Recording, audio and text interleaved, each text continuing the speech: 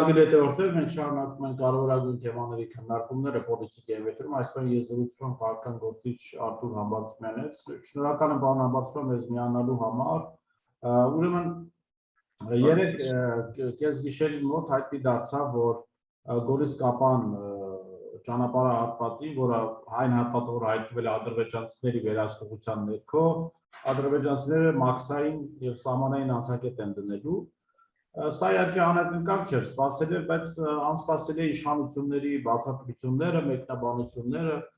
այն մասին, որ այդտեղ որևէ խնդիր չկա, դա Ադրբեջանի տարածքում է գտնվում։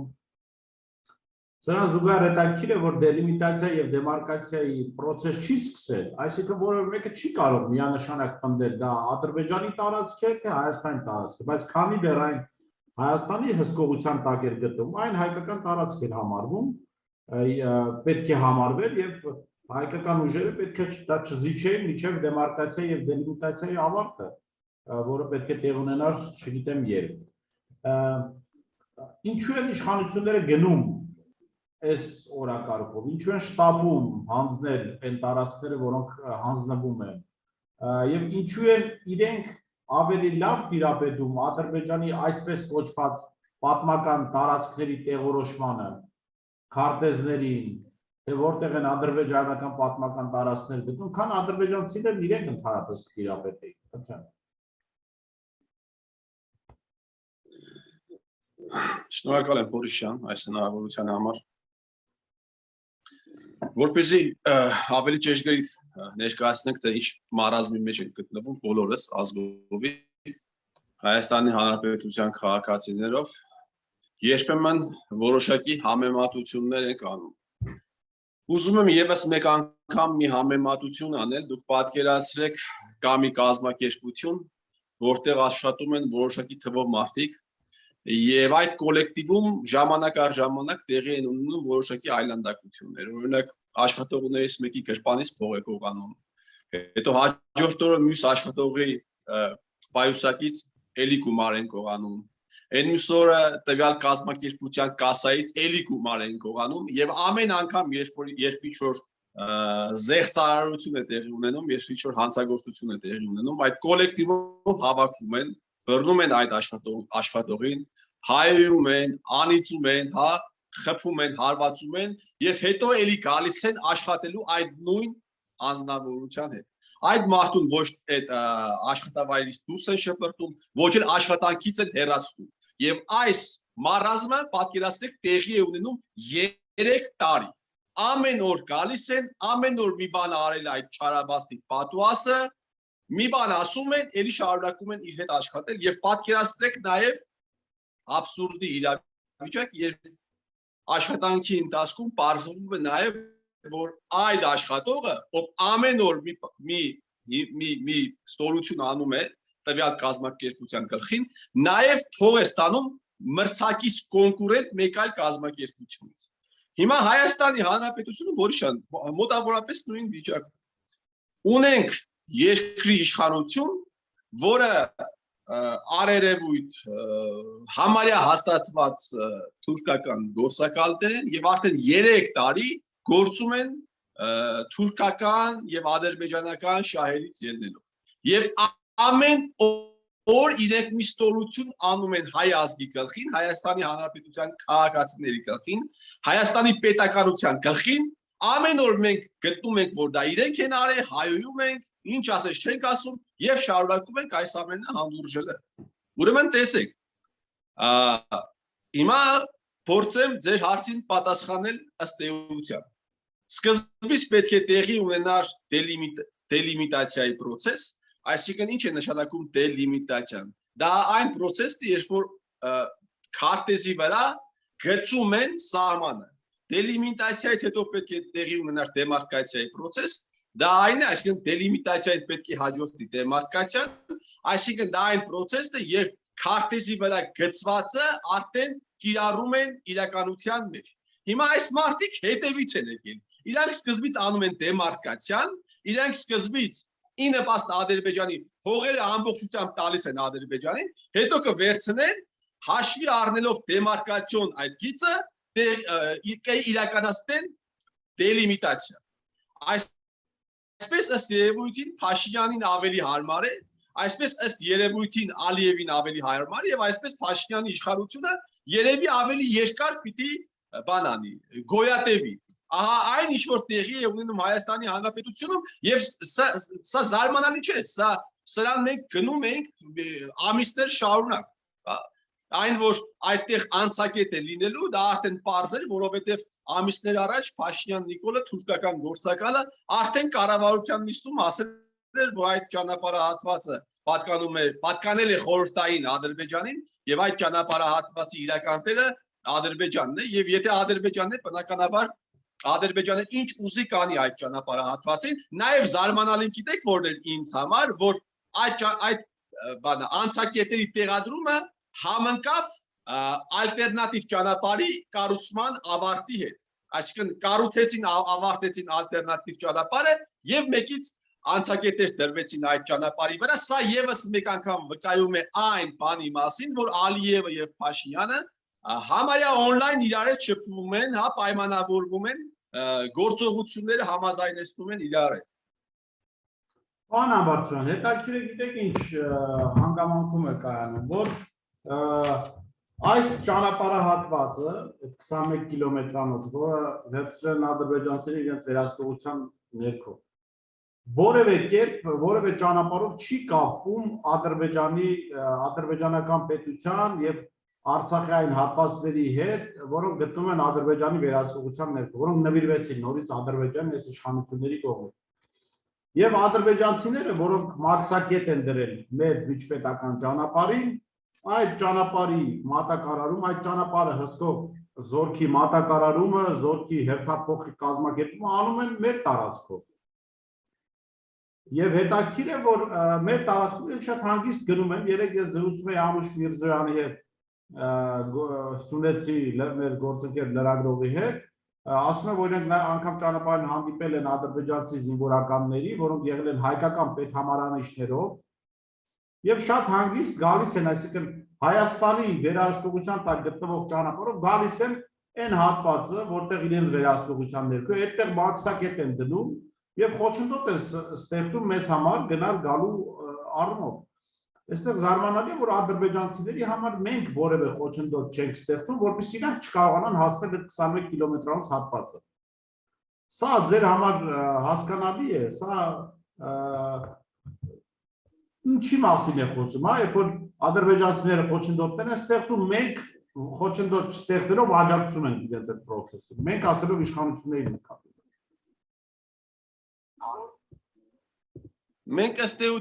Մենք ըստ էության հիմա գտնվում ենք երկու քարի արանքում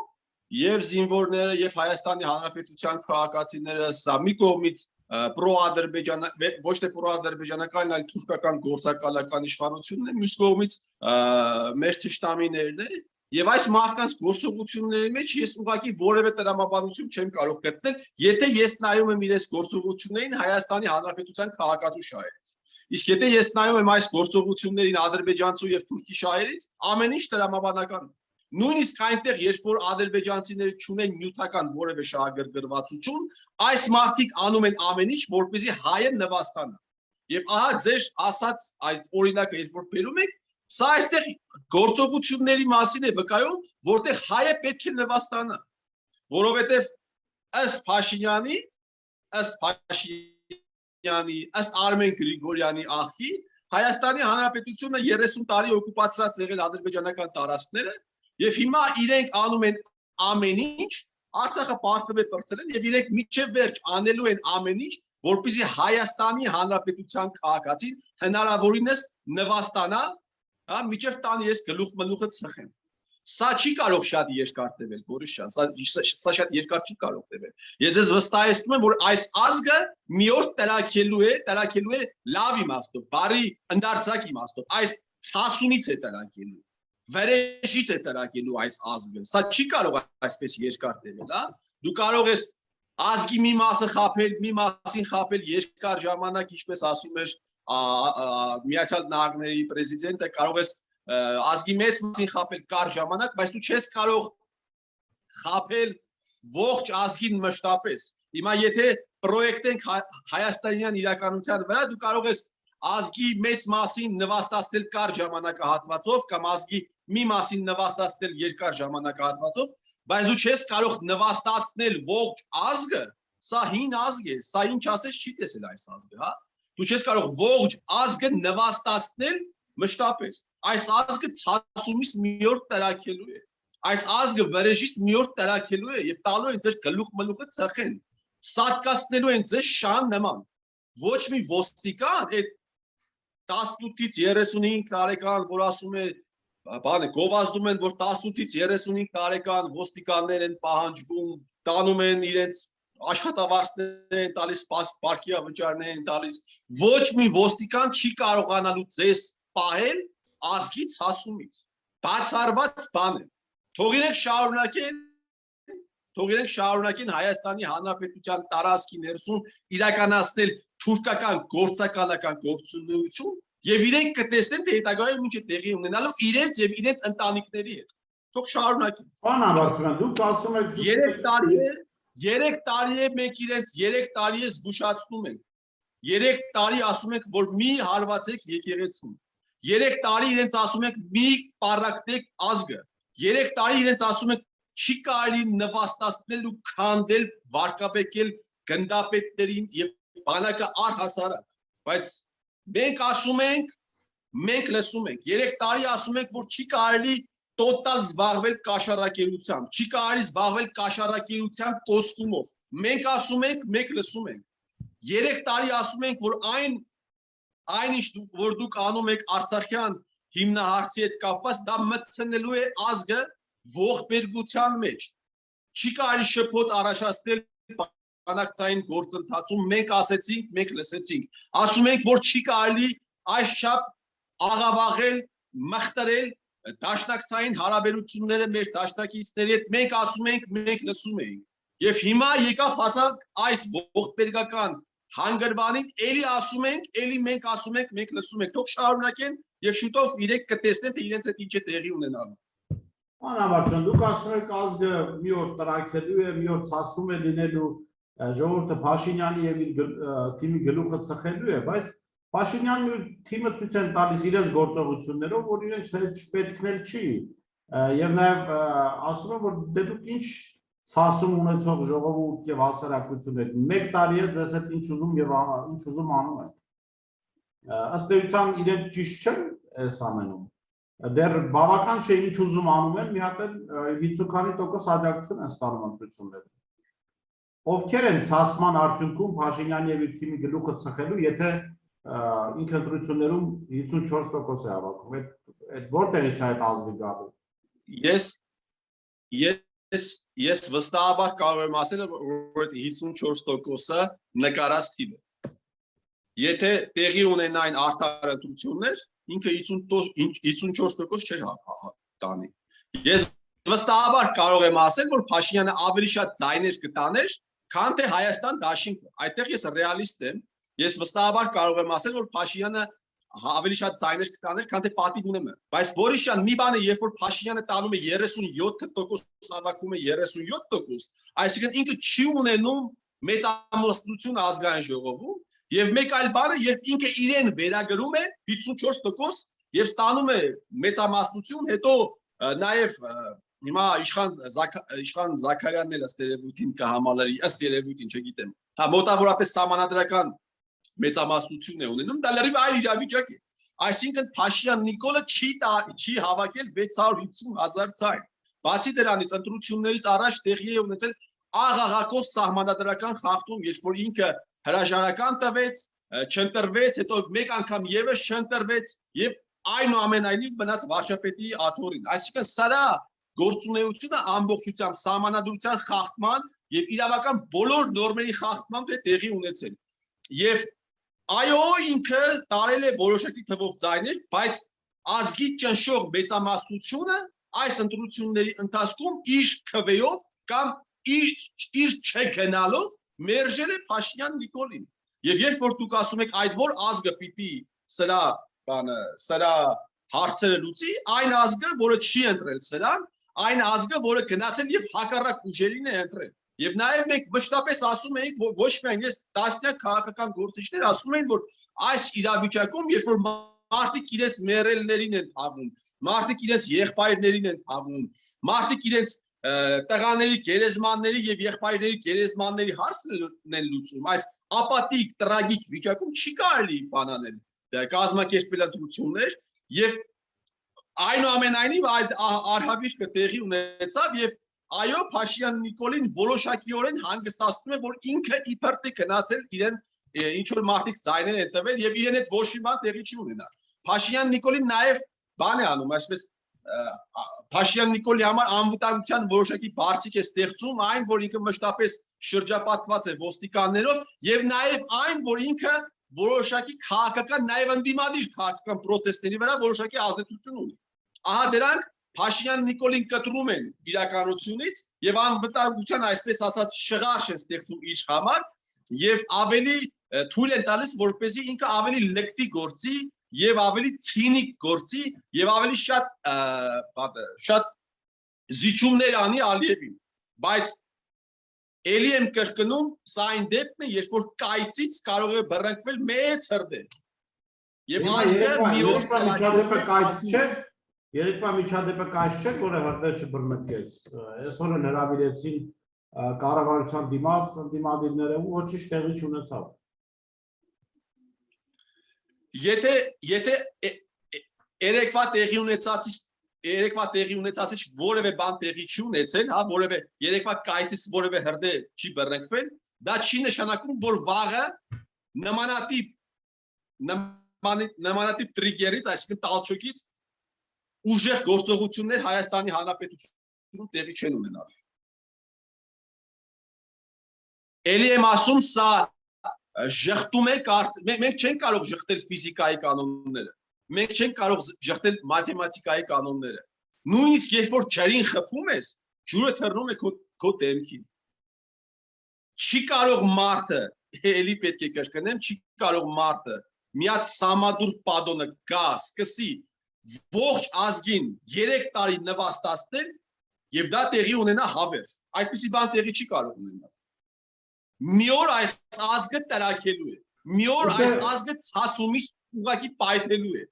Պարոն Աբրահամյան, գուցե Փաշինյանը այնքան հեռատես գտնվի եւ ազգի ցասման այդ պորտկումը, ազգի պորտկումը կանխելու համար իշխանությունը շատ հանգիստ փոխանցի մի այնպիսի ուժի, որը կգա եւ ժողովրդական խոսքով ասած ծածկադմփոց կանի Փաշինյանի հանցագործությունները, իրեն էլ հնարավորություն կտա հանգիստ երկրից հեռանալ։ Սա սցենար չէ, որը կարող է իրագործվել։ Այդպիսի սցենար, իհարկե, ես տեսնում եմ, որ նամանավանդ որոշակի քաղաքական գործիչների մուտքը որոշակի գործիչների մուտքը Հայաստանի Հանրապետության քաղաքական դաշտ ինձ եւս հուշում են, որ այդպիսի զարգացումներ պետք է տեղի ունենան, բայց սրա դեմն էլ պետք է առնի արդեն ոչ թե ազգը, այլ քաղաքական կոնտր էլիտան։ Քաղաքական կոնտր էլիտան պետք է անի այնպես, որ հաջորդ իշխանությունը լինի Փաշինյանի հետ չաֆիլացված, Փաշինյանից անկախ, Փաշինյանի ազդեցությունը չկրած մարդկանցից կազմված իշխանություն, որ հաջորդ իշխանությունը լինի այն իշխանությունը, որ այս տականքի հետ չի համագործակցել։ Դա արդեն քաղաքական գործիչների եւ քաղաքական կոնտր էլիտայի անելիքն է։ Դուք նաև տեսնում եք այդ կամքը կոնտր էլիտայի մոտ, թույլ չտալ, որ այդպես տեղ ունենա, թույլ չտալ, որ սրանք անպատիժ մնան,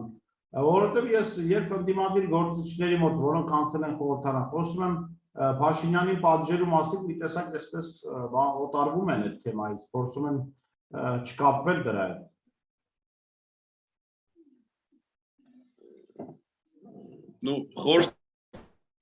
Խորհրդարանական ընդդիմության գործունեությունը եւս